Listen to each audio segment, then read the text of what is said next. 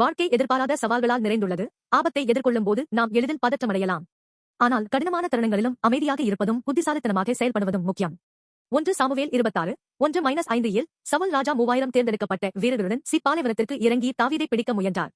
தாவீது எண் ரீதியாக பின்தங்கியிருந்தார். உயிருக்கு ஆபத்து இருந்தபோது துரத்தப்பட்டார். இப்படிப்பட்ட சூழ்நிலையில் பயப்படுவது எளிது. ஆனால் தாவீது பயத்தில் சிக்கவில்லை. அவர் அமைதியாக உளவு அனுப்பி சவுலின் இடத்தை அறிந்து நேரடியாக சவுலின் முகாமிற்கு சென்று சவுலும் அவரது படைத்தலைவர் அப்னேரும் தூங்குவதை பார்த்தார். அதற்கு தைரியம் மட்டுமல்ல, விசுவாசமும் தேவைப்பட்டது. நம் வாழ்க்கையிலும் அத்தகைய தருணங்கள் வருகின்றன. வழி தெரியாதது போலவும் முன்னால் என்ன இருக்கிறது என்று தெரியாத போதும் பல சமயங்களில் பதற்றமடைய விரும்புகிறோம். ஆனால் தாவீது வேறு வழியை காட்டுகிறார்.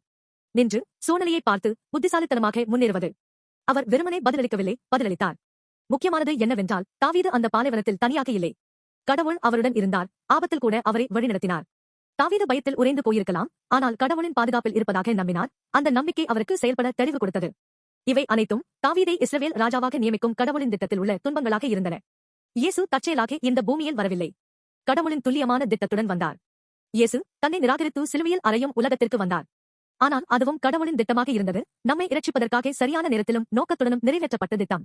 இயேசு நமது ஆபத்துகளிலும் குழப்பங்களிலும் நுழைந்து பாதுகாப்பு மற்றும் நம்பிக்கையின் பாதையை திறப்பவர். அப்படியானால் இது நமக்கு என்ன அர்த்தம்?